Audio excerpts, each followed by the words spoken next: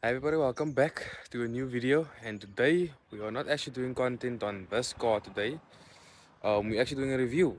One of my friends have a, I'm not gonna say the name yet. You guys will see what car it is, but you don't see as many of them as clean as his. I'm not gonna lie to you guys. So I hope you guys enjoy the video today, and you guys will see how the setup is going to be when I do a review with somebody or doing a review about somebody else's car.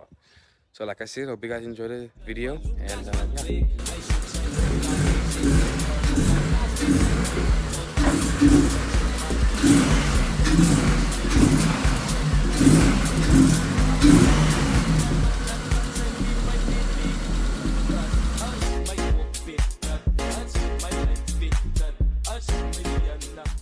Welcome back, guys, and today I have a very special friend of mine. We met through Instagram. He has a car wash business, and I have, of course, my photography and videography. His name is Angel Lottering, and today we have a special car also here. Like I said in the intro clip, is you don't see this car every day, or if you do, you don't see it in this best condition. So, Mr. Angel. How's it guys? Yes meneer, how you doing? Nou, right in jouw kant, hè? Nee, klaar. Lovely, lovely. So, tell us about this car. What was the buying process and what's the name of the car? Okay, so the name of the car, it's a Mazda 323, 1.6 8 valve. I named the car Sexy Lexy. You know, you don't find one that looks like this. Yeah.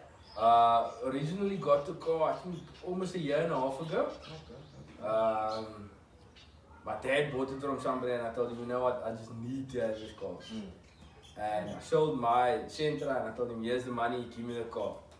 And that was the end of that. And since then, you know, I've just been fighting with this car. Yeah, that's everybody struggles these days with those old cars. But when the day you got the car, what was the first thing you done in the car? I cleaned the car. Okay. I cleaned the car. That was the very first thing I did. Clean the car properly inside out, polish. I did everything to it, like polished it and whatnot, and I drove the car like that for a few months. I didn't lower the car, nothing.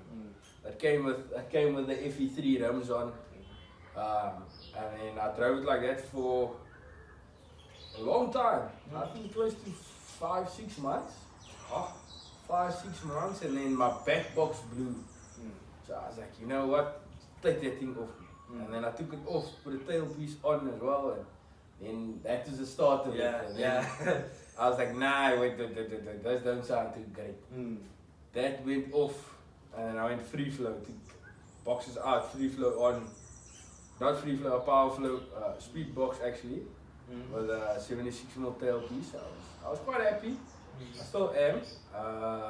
There's nothing too loud, nothing too soft, quite nice. And then at the beginning of the year, yes, just came back from New Year's. I went to go buy 4 shocks, mounts, everything, and I load the car. Oh, okay. And yeah, then obviously I had the car lowered. I have a Mazda 323 loading kit at the back. The rear springs are Mazda 323 springs. Original lowering kit springs. The front is SDI lowering kit springs. that is something with the masses. I saw a video the other day when this guy, I think a lot of the viewers maybe know him, his name is Bag Boys. He goes by Bag Boys on TikTok. He has also a Mazda 323 with a VVL swap. And he said that he used, I think, Golfy struts, if I'm not mistaken, Golfy or Nissan struts in front. So they actually like fit between Golfy or Nissan struts in front basically. Yeah. Yeah, so so far the car is, how can I say, it is built like to Cape Town spec. You know, the usual, buy a new car, you lower it, you wash it, everything. And it looks mooi. So far, it looks mooi. But there's a question. What was the hardest thing? Like a time, like one thing that took so long, like let's say for instance, like you're busy with wiring or you're busy with mechanical stuff. What was one thing that you will never do again and rather get somebody else to come do it for you on this car? Yeah. Listen, I always do it myself because that's how I learn the car and things like that. I'll never let somebody else work on my car. I always try to figure it out myself. But No, there's not really anything. I know one headache I had in the beginning was servicing the car. And yeah, that thing's oil filter is like there in a hookah. I don't have the smallest hands or arms. Yeah. So now to get in there, man, yeah, you don't even get that tool in there onto the filter. So it's my Ja, hij is maar een stuk klein. yeah, and then what else did I struggle with on this car? I didn't have that many struggles. That was a, how can I say, it was an angel basically so far. Not angel. Like it has its issues, but I think the piping on my induction. Oh, okay.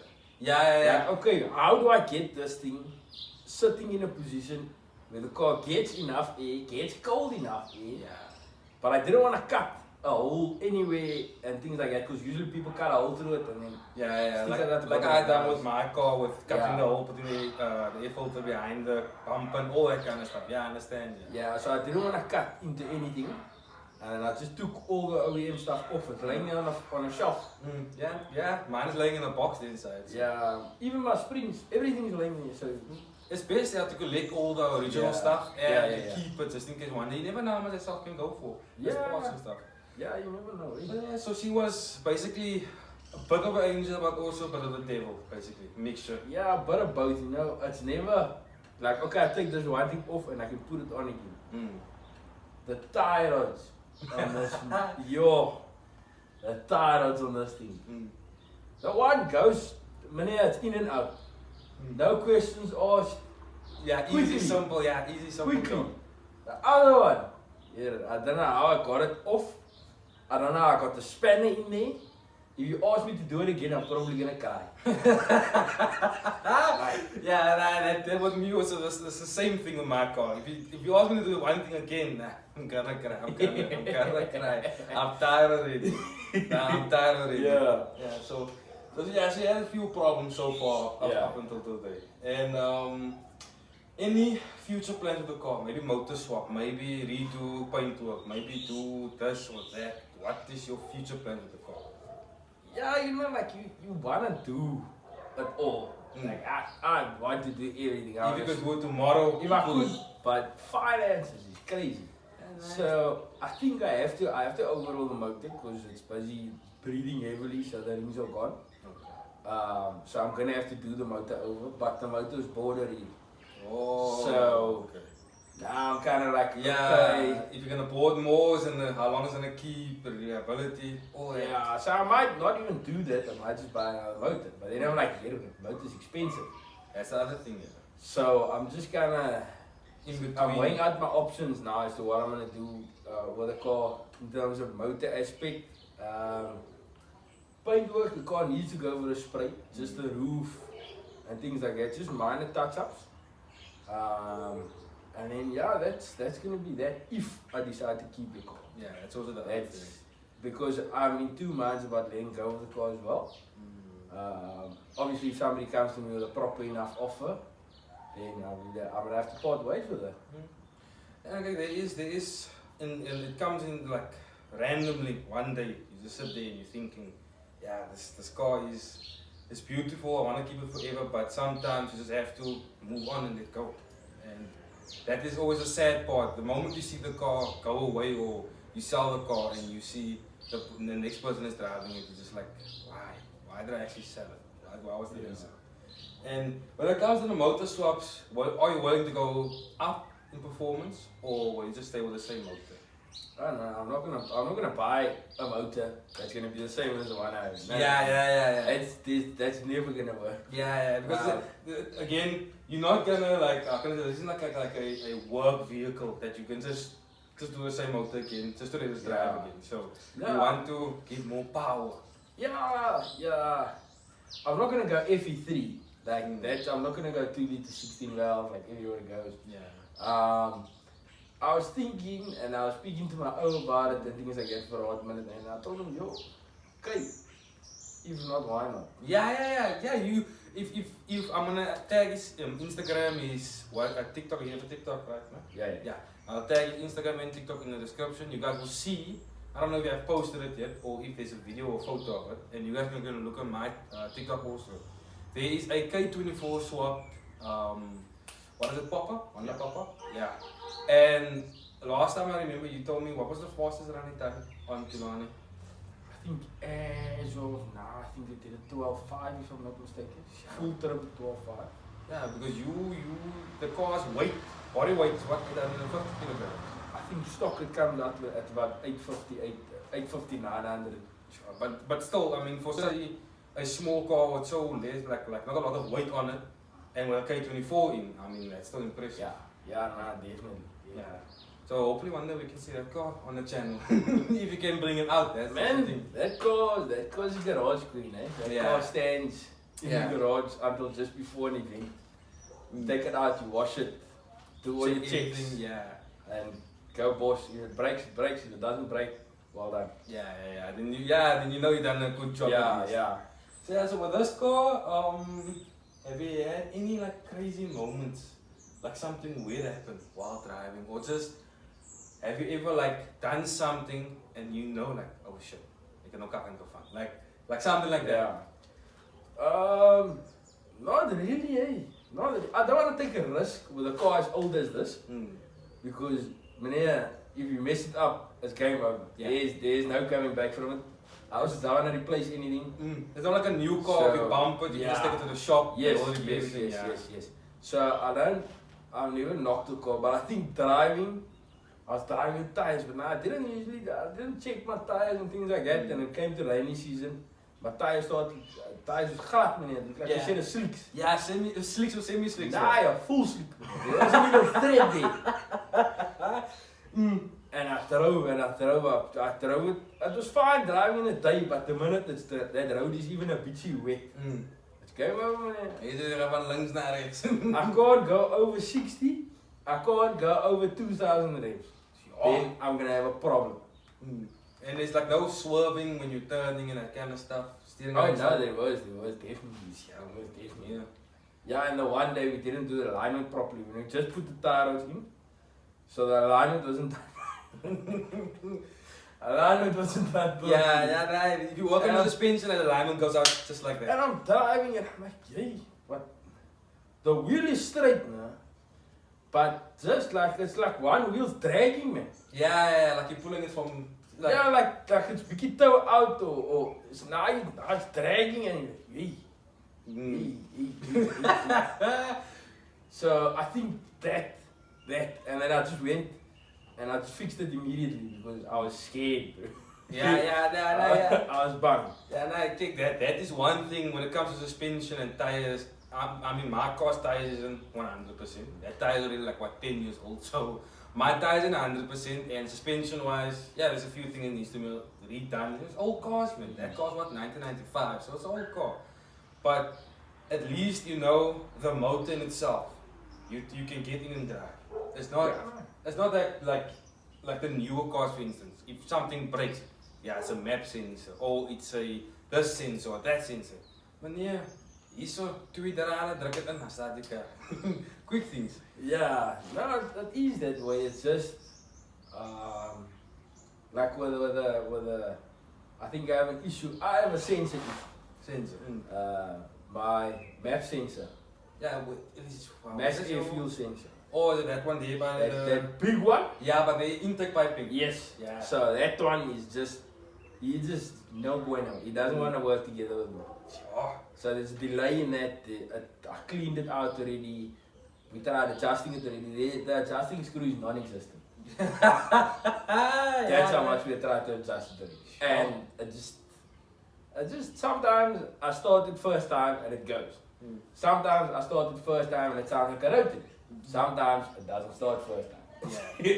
That's with the old cars, with any like Mark 1 when it comes to VVL, when it comes to AFE, it doesn't matter what old school motor car it is, there's always something that is so worn out that you can't do nothing to it anymore. I even replaced it. I had somebody had another one, put it on the car, drove the car, same thing. I was like, nah. So there has to be something else. I was contemplating going switching over to like a dictator or some sort of other ECU, just to delete that thing completely. But with the dictator, you also have to get that cold start. Yeah, it's a bit of a 50-50 chance, I'll say. And yeah, that's not worth it in my opinion. To go that far on a car that's a stock motor. Yeah. If you think about it, if you put dictator on, you're not gonna have smooth. It's not gonna be smooth. My one friend always told me, or he told me the other day actually. He said that if I do go dictator on my car, the problem is the car will drive better maybe. There will be much more tuning options, but it's not as reliable as the stock ECU. The ECU has everything straightforward and it will keep you for years. Yeah, you can't tune it as much. Maybe put a chip on it and you can tune it and everything. But with dictator or with any other type of tuning, I'm not saying they are bad. I'm not calling.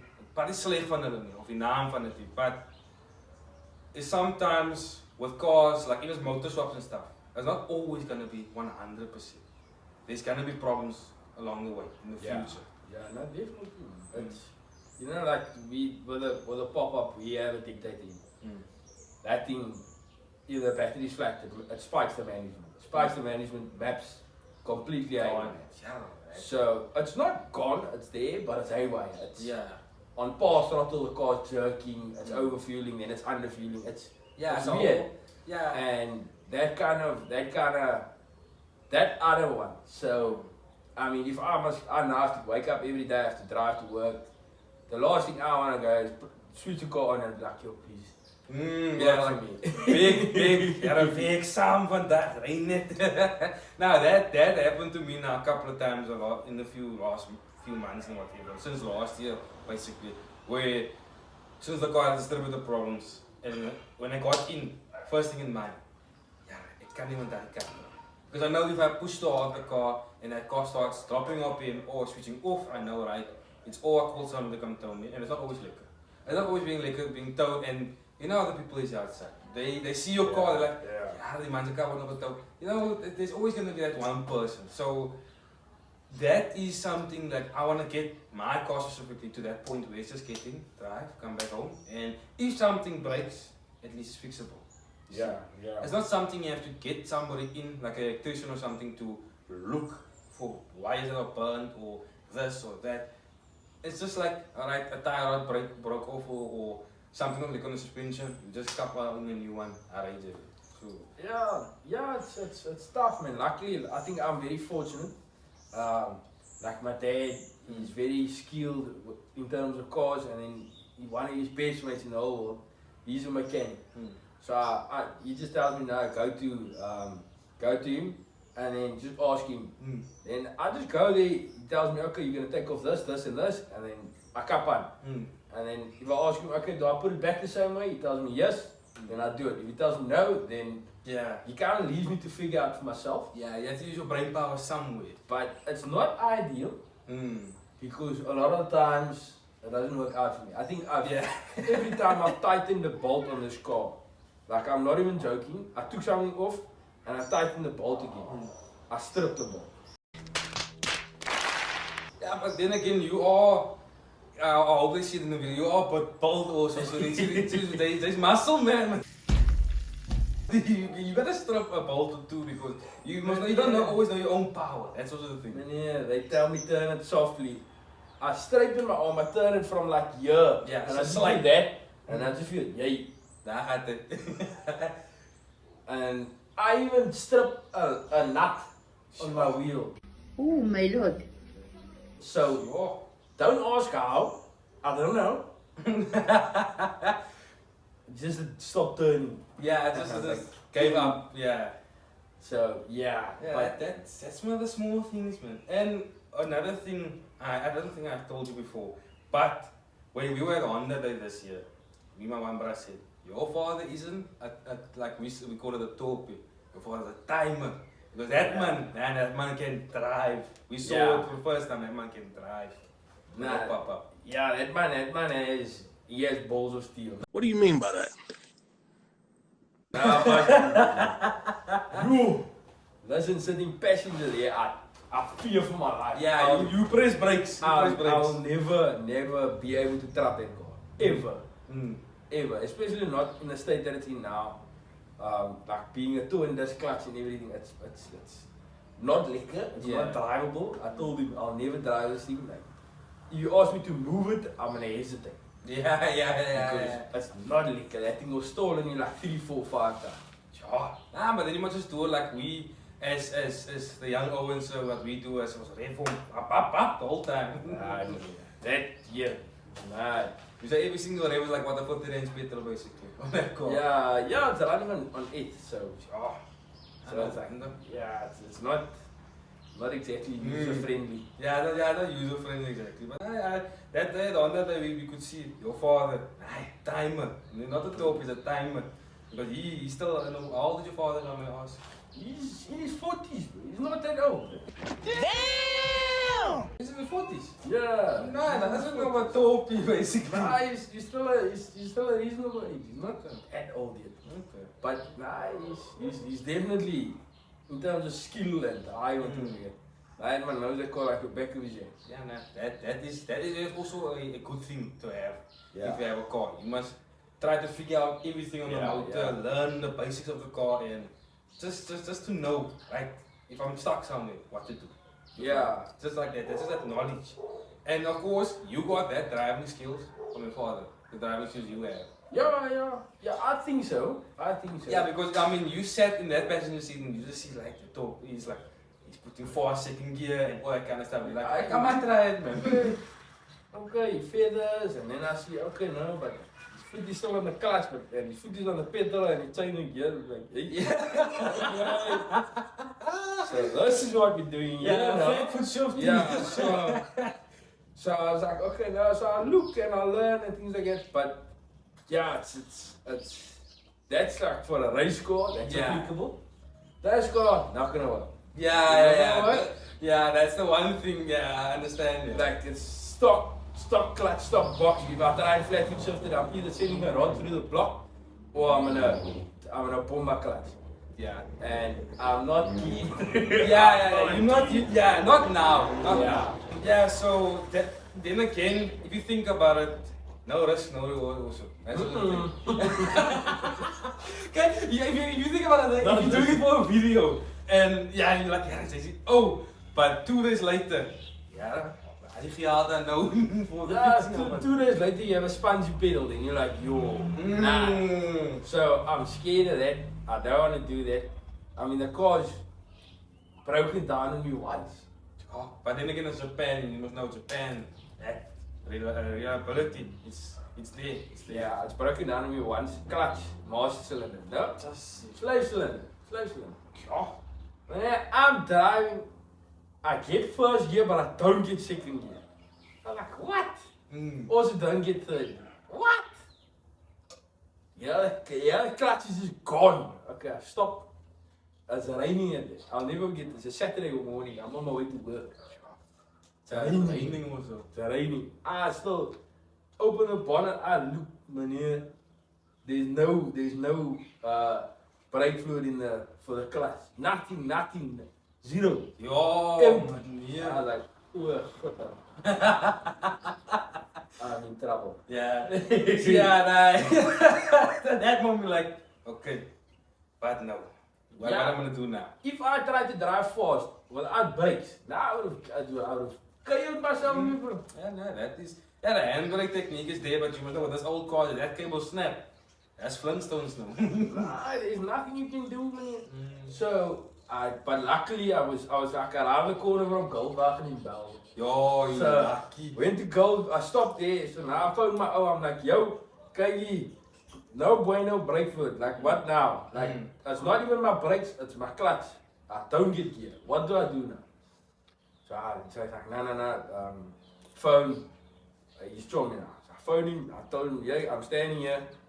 How now? So he's like, nah, okay, come, let's get the car back, let's see. I buy a bottle of brake of fluid. We go, take it back to the workshop. And it wasn't even that we had to tow it. We could drive it normally as this. You have to rev max to get it out of gear and into the next. Yeah. Basically like what driving without the clutch. Yes, you're driving without the clutch. I don't know how in God's grace we got every green robot all the way to Belva South. But we did. get there and now we see, okay, now but I see just pushing out all the brake fluid in the truck. So I was like, okay, change it. But it wasn't even that big of a deal. It's probably like a 2-hour job. Okay. Yeah, that's not Change bad. it. So it was decent, but now that's like my always tells me, that's why if you know your car, then you'll know exactly what's wrong. Yeah. So you'll know exactly what's wrong, you'll know where to look, you'll know how to fix it. Yeah. It might not be, you can't fix it on the side of the road, it's not going to be ideal, but then that day I knew, Yeah. Because I didn't launch this car, I didn't spin with this car, it's not my fault. Yeah. You drove it normal, but the day before, nice, full stand. I drove it normally even, I've been driving the car normally, like, and I thank the Lord that my handbrake isn't that strong, because then I would have probably been doing still stand, like standstills the entire time, and That's one thing I can't, when it comes to fluids and stuff, nothing must leak on the car. Because you know, if it starts leaking, that leak goes quick. And you never, sometimes you can't even see the leak properly. Maybe it's the smallest pipe that you can't see with the eye, and you have to go under the car, or if they go deeper, and they remove stuff. And that's the one thing I had on my car. I had wells plugs problems behind the motor. So there's this, so you get around? Around stuff. So we had to take it out because we practiced it, and then the practice still came off. We practiced in 2017 and it came off in 2021. And that's the year we done radiator also. So it kept long, but there was a leaking problem behind, and we had one in the engine head also. So small, it's a tiny one. And we removed that one, and then we bought 3 of them, but 2 we bought by this one place, and the 1 we bought by other place. Now the one we bought by the other place, it's the same sizes, but that one, nah meneer, niks maar. That thing didn't go in, nothing. We had to, or what I done is, I'd use sandpaper, and I made the whole bit bigger, so it can go in properly. And then, so this day there's no leaks behind the motor, nothing. So that's one of the small stuff we have to do for the cars we love and but that's the thing with older cars. I mean, I couldn't find tap-in cover gasket for the car. So I had to. That doesn't use like normal sealant like the terrain or so. Yeah, but you still need the gasket. So I got a gasket, but that's for the newer models. That's the Sting. So I got the 1600 gasket, but for the Sting. So there's like this little holes on the gasket. So there's like a hole, but my one doesn't have that. So I sat with a blade. It's cut. I just cut all of those schatjes out. That is something, sometimes you have to use your own creativity to fix something. So basically MacGyver. That's basically how it's always been with this car. I'm never guaranteed if I go to a shop that I'm gonna find what I need. That's with me also. That is, you have to go to a spare place or you have to go to a scrapyard. You're never gonna get the part you want unless it's a new car basically. But then again, you can just take the new car to the factory place. They will fix it easy. No, but that's why I don't mind it, but it's also like, so all I do is every single time just to make my life a bit easy, I phone. So wherever I go, I love going to AHK, phone AHK, yo, do you have this part for this car, blah blah blah blah. No, I don't have it in stock. Okay, listen, your other branch, then I go to them. They've never dropped me, and that's a nice thing, right? They always have what you need. One of them have it, and one doesn't have, the other one will. The other one will have it, so it's nice. But coming back to when you said something about you always must know your car, that got me thinking, like, there's always a meme out there of this one guy driving with a Golfie, and his petrol light is on, and he says, "Nah, I can make car." 5 minutes later, I can see this by your car. No, that's a risk I don't like, Rari. I had with the Sentra that I had, that thing's petrol gauge didn't work, bro. Oh no, let me not start with that. With my car, you throw in 350, it shows off. Put your foot a little bit down and go back to quarter. Let me not start with that. So that's the thing. That's why with this car I'm like, you know what? I'm not gonna take chances. I throw in fuel all the time. Luckily it's not that heavy on fuel. It's liquor. Like I drive liquor. Even with the stack on, it's with the stack is not bad. I mean, if you put your foot through the floorboard. Obviously, that's gonna like. Yeah, It's gonna snort. So, but now that's why I don't see the point in doing that. Yeah. It's, you come. I mean, okay, I'm what 19, turning 20, and in some point in your life, you're gonna be like, hey, it's for man. I'm done with the racing. I'm done with the fast driving. I just want to sit back, relax, and cruise. And, you know, Yeah. sometimes it happens soon. Sometimes Yeah. like it happens different with everybody. Yeah, I won't say I'm done with the racing. Yeah, Or yeah. driving fast. Yeah, nah, that's always gonna be in Yeah, us. but just for the now, until I do the motor over, I'm very taking it easy. That's the same thing with music. You have to, some point you have to decide, Yeah. smarts and no, everything break everything now, or rather drive slow with the car. They nurse it a lot of the time, rather instead of pushing. You know, somewhere you're gonna have to be like, okay, I have to put my foot down here to get past this person or something. Yeah. But it's just nursing the car until you have the right finance and everything to do it. Yeah. And when you do it, you know, alright, the motor's fresh. We drive that 1000 k's or whatever you need to drive in with a new motor. And now, things you and then you push your motor again. Yeah, no, that's how it goes. But for now, that's why I kind of did the whole sound system, blah blah blah, so that I can just cruise, take it easy, play some music. That's a good thing because if you think about it, if you didn't have the sound system in, well, what sound would you change? The car sound. Yeah, that's what everybody says. That's what everybody says. That's why Yeah, so you have to make do what you make do. You have to put in a sound system, blow your ears out inside rather, instead of listening to the car and be like, ah, it's something a bit too soft. Shift down, put your foot flat, just to hear that top in the whole time. No. Yeah, but it's everything I bought sound system wise is second hand. Tape is older than I am probably. Amp's quite old. Amp I got from my dad. The tape I got from my dad's chummy passed on. JVC, the old tape. Yeah, kijk, JVC and all that type of brands, they are good for music and stuff. Some I bought second hand from my other bra. Yeah, it's nothing fancy. 6x9s I also got from my dad.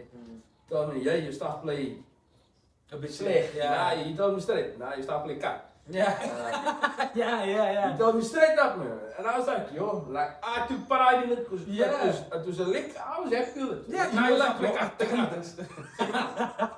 yes, let's put it in. Yo.